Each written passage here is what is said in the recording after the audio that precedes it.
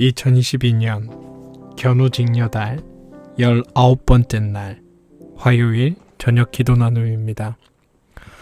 이 기도를 들으시는 모든 분들에게 하나님의 위로와 은총과 복주심이 함께 하시기를 소망합니다.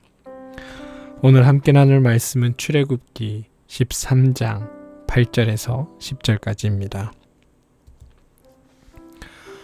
그날의 당신들은 당신들 아들 딸들에게 이 예식은 내가 이집트에서 나올 때에 주님께서 나에게 해주신 일을 기억하고 지키는 것이다 하고 설명하여 주십시오.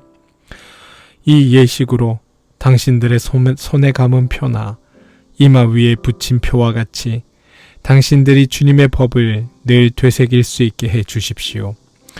주님께서 강한 손으로 당신들을 이집트에서 구하여 내셨기 때문입니다. 그러므로 당신들은 이 규례를 해마다 정해진 때에 지켜야 합니다. 출애굽기 13장 8절에서 10절. 출애굽의 급박한 상황 속에서 주님은 모세를 통해 백성들에게 신신당부를 하신다. 종살이하던 집에서 나온 날을 기억하기 위해 무교절을 지키라는 것이다. 무교절의 가장은 아들, 딸들에게 그 예식의 의미를 설명해 주어야 했다. 가장은 하나님의 구원에 대한 기억의 전승자 혹은 교육자가 되어야 했다는 말이다.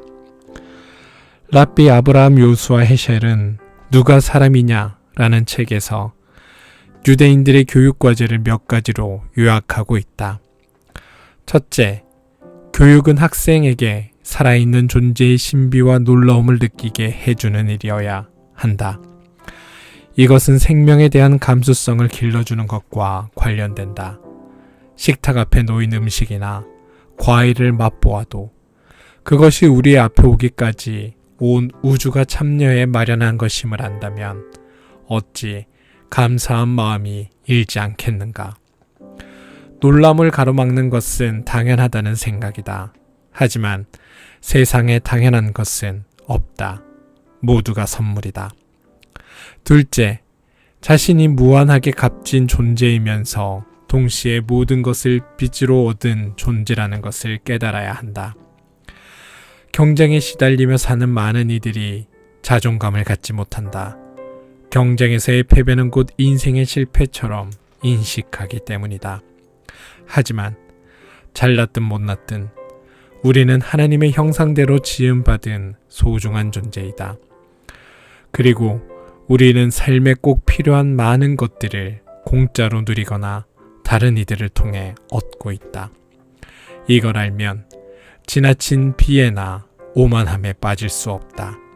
셋째, 시간 속의 성, 곧 거룩함을 깨닫게 해 주어야 한다. 하나님은 너희의 하나님인 나 주가 거룩하니 너희도 거룩해야 한다고 하셨다.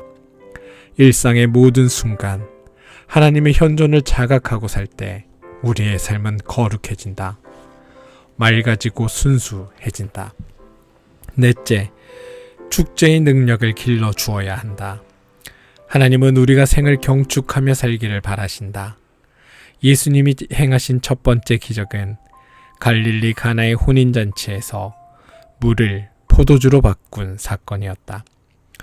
요한은 그 이야기를 통해 주님이 계신 곳에서는 삶이 즐거운 축제로 변한다는 사실을 가르치고 싶었던 것이 아닐까. 축제는 혼자서 누릴 수 없다. 다른 이들을 우리 삶 속에 맞아들이고 또 우리 자신도 기꺼이 손님이 되려오는 열린 마음이 있을 때 축제는 시작된다.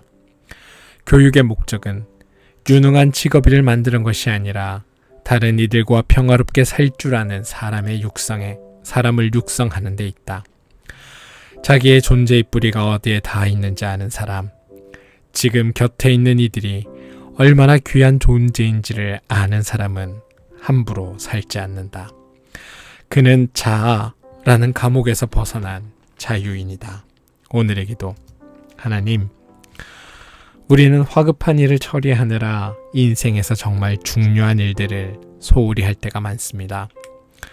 하나님의 형상대로 지음받은 존재이건만 우리는 하나님의 모습을 세상 앞에 드러내지 못합니다. 삶의 속도를 줄이고 하나님의 리듬에 따라 살아가고 싶습니다. 삶이 온통 신비라는 것, 우리에게 주어진 삶이 은총이라는 것을 잊지 않겠습니다. 거친 세상을 사는 동안 잃어버린 기뻐하는 능력을 회복시켜 주십시오. 우리가 하나님의 마음을 향해 나아가는 순례자라는 사실을 잊지 않게 해 주십시오. 예수님의 이름으로 기도합니다. 아멘.